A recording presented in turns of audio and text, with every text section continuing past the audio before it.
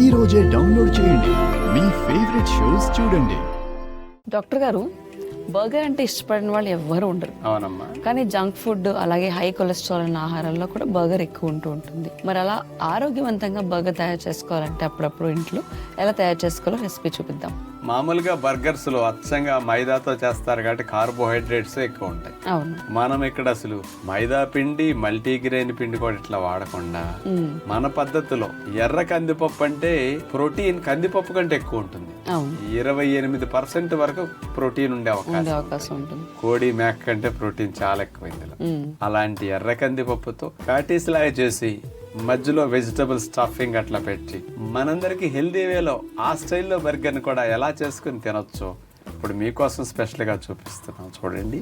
Red dal burger తయారు చేయడానికి కావలసిన పదార్థాలు: నానబెట్టిన ఎర్ర కందిపప్పు 1 కప్పు, కొబ్బరి తురుము 1/2 కప్పు, రెడ్ క్యాప్సికమ్ 1, పన్నీరు 50 గ్రాములు, టమోటా సాస్ 2 టేబుల్ స్పూన్లు, జీలకర్ర 1 టీ స్పూన్, అల్లము తురుము 1 టీ స్పూన్, లెట్యూస్ 4 ఆకులు, కాశ్మీరీ మిరపకాయలు 2. ముందుగా మనం 4 గంటలు నానపెట్టుకున్న ఎర్ర కందిపప్పుని మిక్సీ జార్లో వేసేస్తున్నాం. అందులో అల్లము తురుము, జీలకర్ర, కొత్తిమీర, కొబ్బరి తురుము, 2 కాశ్మీరీ మిరపకాయలు తుంచేసి వాటిని కూడా మిక్సీ జార్లో వేసేసి మూత పెట్టేస్తాం. అలా గట్టిగా గ్రైండ్ చేసుకోవాలి. గ్రైండ్ చేసుకున్న దాన్ని బౌల్లో తీసుకుని అందులో చాట్ మసాలా, ఎలక్ట్రిక్ గ్రిల్ ఒకటి తీసుకుని దాని మీద మేగడ రాసేస్తాం బ్రష్తో.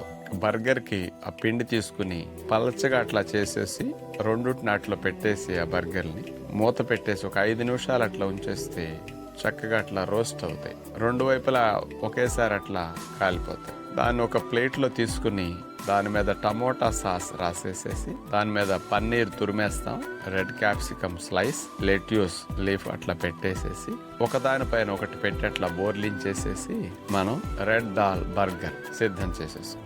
ఆరోగ్యానికి ఇట్లాంటి పద్ధతులు చాలా ఉపయోగపడతాయి. మరి ఎప్పుడైనా ఎంజాయ్ చేయాలంటే ట్రై చేయండి. చూసారు కదా, వండుకునే విధానంలో చిన్న మార్పులు చేర్పులు చేసుకుంటే అన్ని వెరైటీస్ ని మనం తినొచ్చు, కానీ ఆరోగ్యాన్ని పోషకాలను కూడా చక్కగా పొందొచ్చు. కాబట్టి మీరు కుటుంబ ఆరోగ్య సంరక్షణ కొరకు కొంచెం హెల్దీ వేలో ఇట్లాంటి వంటలు అలవాటు చేసుకుంటే మంచిది. ట్రై చేయండి. ఈ మధ్య సైంటిస్టులు అనే పదాలు అన్ని ఈ మధ్య ఎక్కువ వినపడుతున్నాయి కదా. 400-500 సంవత్సరాల నుంచి మన ఋషులు 3000 సంవత్సరాల క్రితమే సైంటిస్టులు, అంత అడ్వాన్స్డ్ సైంటిస్టులు.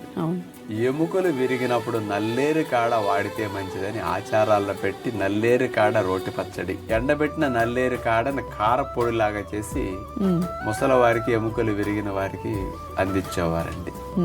ఎంత స్పీడ్ గా ఎముకలు అంటుకుంటాయి అంటే 50%, అంటే డబుల్ స్పీడ్. వాడకుండా అంటుకునే దానికి 2 నెలలు అంటుకోవడానికి పట్టింది, నల్లేరు కాడ వాడితే నెలలు అంటుకోవాలి.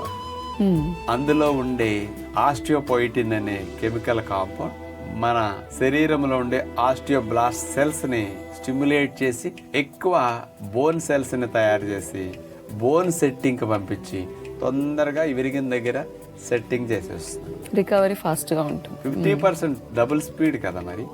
అందుకని అట్లాంటి వాటిని స్టిమ్యులేట్ చేసేది నల్లేరులో ఉన్నాయి. ఈ నల్లేరు పచ్చిగా పల్లెటూరులో దొరికిన వారికి అయితే కాస్త రోజుకు 10-15 గ్రాములు తెచ్చుకుని రోటి పచ్చడిలా చేసుకున్నట్టు తినేసేయచ్చు. ఈ ఎండబెట్టిన నల్లేరు కాడలను అయితే పౌడర్ చేస్తే పొద్దున 1 టేబుల్ స్పూన్ పొడి, సాయంకాలం 1 టేబుల్ స్పూన్ పొడి అట్లా కారపొడిలా చేసుకుని వాడుకోవచ్చు. ఇట్లా 2 పూట్ల వాడితే చాలా మంచిది.